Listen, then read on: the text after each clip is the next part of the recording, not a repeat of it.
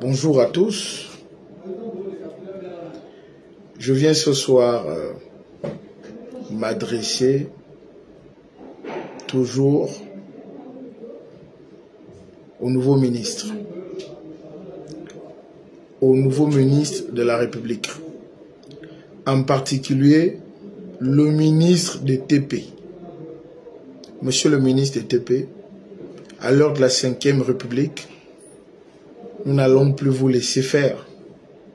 Nous allons à chaque fois vous interpeller. Vous êtes nouvellement arrivé, oui, mais je vous invite à descendre sur le terrain. Parce que quand empruntez cette route, la nationale, quittez Libreville, venez vers le nord. Vous allez voir à un niveau, c'est-à-dire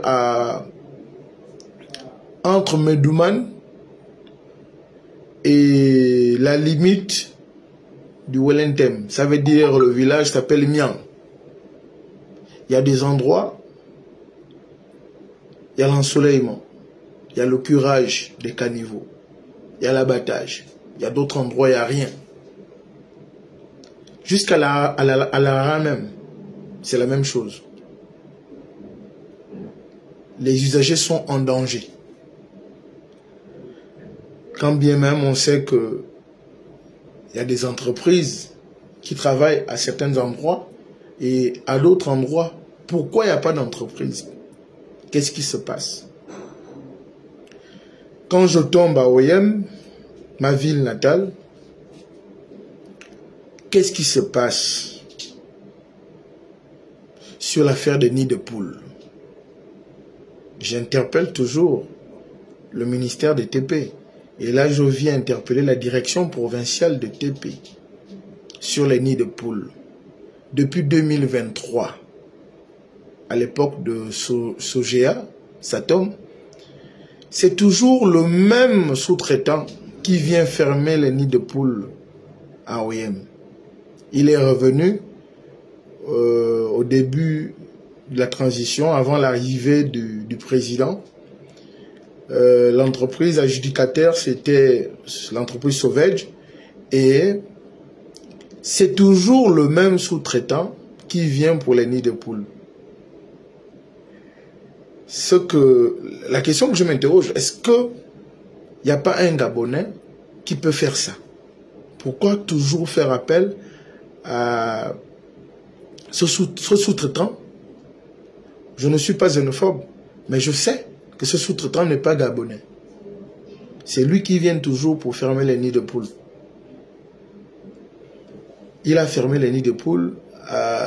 L'entreprise adjudicataire, c'était Sauvage. Le sous-traitant, c'était lui. C'est un expatrié. Là encore, récemment, l'entreprise adjudicataire, c'est le roi des chantiers. C'est toujours le même sous-traitant qui est sur le terrain. Bon, quand vous vous baladez dans Oyem, il a déjà scié un peu toutes les voiries d'Oyem. Il y a des endroits, il a travaillé. Allez-y sur l'axe cité économique à Djougou, vers Ondefis. Toute cette zone-là a déjà été travaillée. Mais jusqu'à maintenant, à repartir, vous allez trouver des trous. La question que je me pose, en fait, il faut comprendre que sur la 5e République, à l'heure de la 5e République, j'allais dire, on ne va plus laisser les choses se faire comme ça se faisait avant. Quand ce sous-traitant-là arrive, quelle est la garantie sur le travail qu'il vient faire? Parce qu'on se rend compte qu'il y a des gros budgets qui sont débloqués, mais sur le terrain, rien n'est fait. Je vous prends l'exemple. Allez-y maintenant, j'ai vu l'entreprise du sous-traitant travailler entre la cité et... J'ai même fait une vidéo sur ça, entre la cité économique et Adzougou. Mais quand je repars après, il y a des trous. Même pas un mois. Cette zone qui a été travaillée, on aperçoit encore des trous à nouveau. Bon, quelle est la garantie? Parce que c'est un travail qui est quand même contrôlé par le ministère des TP, par la direction, la voie de la direction provinciale de TP.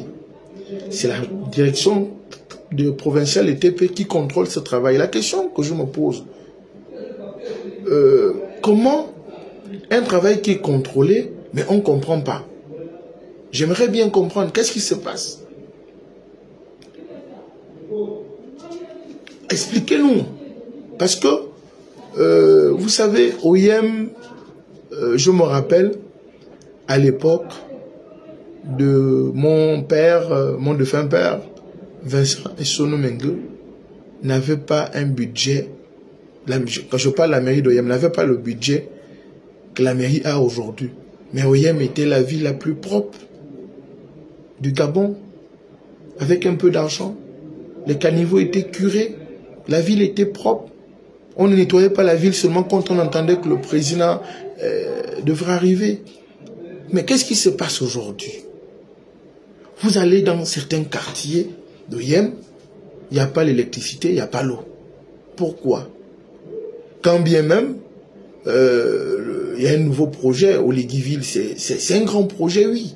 Mais pourquoi ne pas mettre l'accent sur le développement de certains anciens quartiers en sous-développement? Donc, on se pose beaucoup de questions.